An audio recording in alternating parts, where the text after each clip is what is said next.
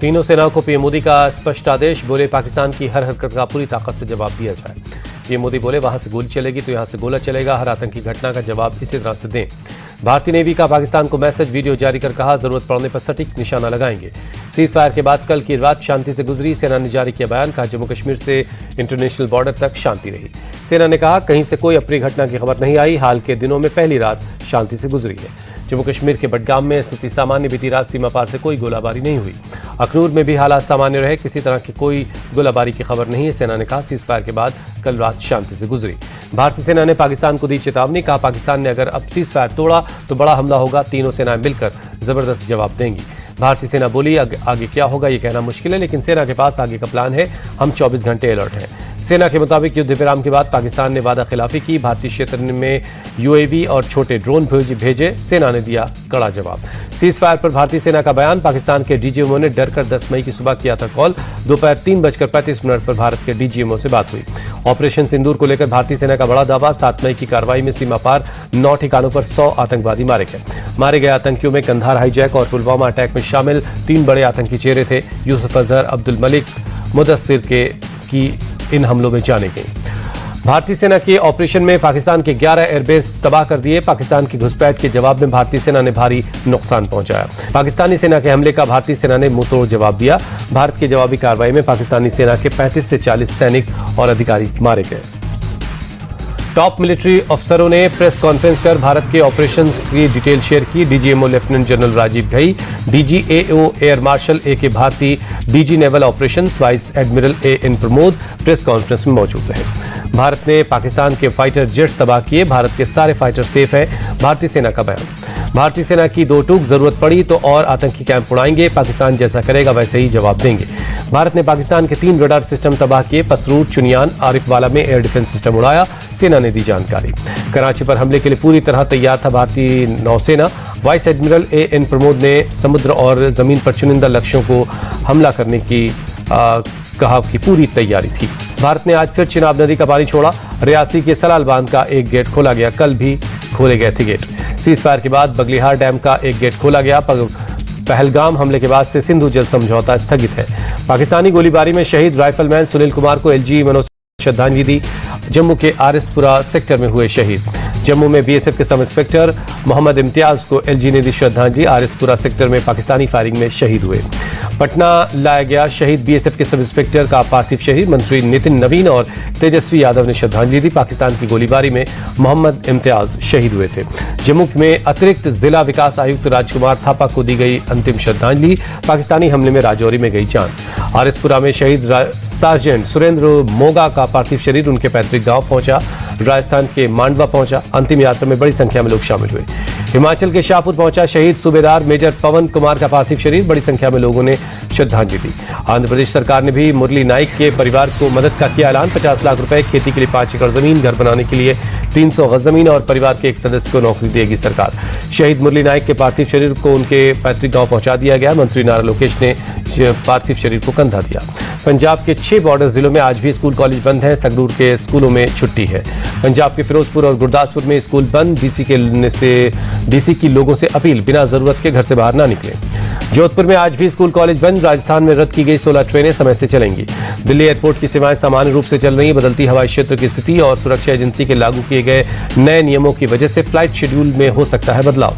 यात्रियों के लिए एडवाइजरी जारी हुई, अपनी एयरलाइंस से मिलने वाली जानकारी पर ध्यान दें। फ्लाइट की सभी जानकारी एयरलाइंस की वेबसाइट से ले, फेक न्यूज को आगे न बढ़ाएं। बंगाल सरकार का सभी जिला अधिकारी और पुलिस अधिकारियों को निर्देश, अलर्ट रहे, कानून व्यवस्था तोड़ने वालों के खिलाफ कड़ी कार्रवाई करें। मुंबई के सिद्धिविनायक मंदिर में नारियल, फूल और लड्डू प्रसाद चढ़ाने पर फिलहाल रोक, सीमा पर तनाव को देखते हुए लिया गया फैसला। एनआईए ने एक खालिस्तानी कार्यकर्ता को गिरफ्तार किया, विदेश में रहने वाले बब्बर खालसा के आतंकी हरविंदर सिंह संधू उर्फ रिंदा से जुड़ा था। मिस्र के विदेश मंत्री ने विदेश मंत्री एस जयशंकर से फोन पर बात की, मौजूदा हालात पर हुई चर्चा, आतंकवाद को लेकर जीरो टॉलरेंस की बात की। असम के सीएम हेमंता का बयान, कहा पाकिस्तान आतंकियों के समर्थकों के खिलाफ एक्शन जारी है, कई की गिरफ्तारी हुई है, कई जेल में है। ऑपरेशन सिंदूर में हुए जवानों की शहादत पर प्रियंका गांधी ने दुख जताया, ट्वीट कर लिखा, शोकाकुल परिवारों के प्रति हमारी संवेदना, मुश्किल घड़ी में पूरा देश शोकाकुल परिवारों के साथ है। आरजेडी नेता तेजस्वी यादव बोले, हम सभी को भारतीय सेना पर गर्व है, उन्हें जो कार्रवाई करनी है उसके लिए पूरा विपक्ष उनके साथ है। तेजस्वी यादव ने कहा, हमने प्रधानमंत्री मोदी से मांग की है कि संसद का एक विशेष सत्र बुलाया चाहिए, सेना को उनकी वीरता के लिए सम्मानित करना चाहिए। सेना को लेकर बिहार के बीजेपी अध्यक्ष दिलीप जायसवाल बोले, पूरा देश को सेना पर गर्व, सेना ने पाकिस्तान में आतंकियों के ठिकानों को नेस्तनाबूद किया। बीजेपी सांसद जगदम्बिका पाल का बयान, बोले, पहलगाम की घटना के बाद सभी आतंकवादियों को सबक सिखाना था, दुनिया ने हमारी सेना के पराक्रम को देख लिया। जगदम्बिका पाल ने कहा, मुझे लगता है कि अब पाकिस्तान से भारत में आतंकियों का आना बंद होगा। बीजेपी सांसद रवि किशन बोले, हमारी एयरफोर्स ने कहा कि युद्ध खत्म नहीं हुआ है, हमारी पूरी तैयारी है। रवि किशन का बयान, कहा, पीएम मोदी हमेशा युद्ध के लिए खिलाफ है, लेकिन हमारी बहनों के सिंदूर को उजाड़ा गया था तो ये हमला होना था। उत्तराखंड के मुख्यमंत्री पुष्कर सिंह धामी ने कहा, पाकिस्तान और पाकिस्तान की सेना आतंकवाद को पोषित करने का काम करती है। पुष्कर सिंह धामी का बयान, पहलगाम में हुआ आतंकी हमला एक कायराना हमला था, आतंकियों ने सैलानियों को उनका धर्म पूछकर मारा। पीएम मोदी ने देशवासियों को बुद्ध पूर्णिमा की शुभकामनाएं दी। ट्वीट कर लिखा, बुद्ध का जीवन सदैव करुणा और शांति के लिए प्रेरित करता है। हरिद्वार में हर की पैड़ी पर श्रद्धालुओं की भीड़। बुद्ध पूर्णिमा के मौके पर लोगों ने आस्था की डुबकी लगाई। बुद्ध पूर्णिमा के मौके पर प्रयागराज में भी लोगों की भीड़ उमड़ी। संगम में डुबकी लगाकर पूजा अर्चना की गई। अयोध्या में हनुमानगढ़ी मंदिर में लोगों का उमड़ा सैलाब। वैशाख पूर्णिमा के मौके पर श्रद्धालुओं ने दर्शन किया।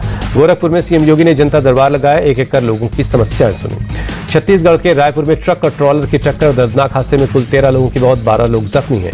मौके पर राहत और बचाव का अभियान चलाया गया, लोगों को पहुंचाया गया अस्पताल, मामले की जांच की जा रही है। रायपुर सड़क हादसे पर डिप्टी सीएम अरुण साव ने दुख जताया, बोले, हादसा दुखद, मृतकों के परिवार के प्रति संवेदना, घटना की जांच करवाएंगे, दोषियों के खिलाफ कड़ी कार्रवाई होगी। जयपुर में हीट वेव में जनजीवन बेहाल है, गर्मी की वजह से घर से बाहर निकलना हुआ मुश्किल। तमिलनाडु के मदुरई में चिथिराई महोत्सव का मनाया गया जश्न, महोत्सव में बड़ी संख्या में लोग शामिल हुए। सीजफायर के बाद शेयर बाजार में जबरदस्त उछाल, कारोबारी हफ्ते के पहले दिन बढ़त के साथ खुला। सेंसेक्स में 2200 अंकों की तेजी। 50 शेयरों वाले निफ्टी में भी 700 अंक में की तेजी, 24,700 के स्तर पर कारोबार कर रहा। यूपी में नया पावर प्लांट बनाएगी अडानी पावर। राज्य ने 1500 मेगावाट बिजली सप्लाई का ऑर्डर दिया, एक साल में दूसरा बड़ा प्रोजेक्ट मिला है। भारत ईयू के बीच एफटीए पर 11वें राउंड की बातचीत कल शुरू होगी, 16 मई तक चलेगी बातचीत। भारत और यूरोपीय यूनियन के बीच 11वें राउंड की बातचीत दिल्ली में होगी, 2025 के आखिरी तक पूरा हो सकता है ट्रेड एग्रीमेंट।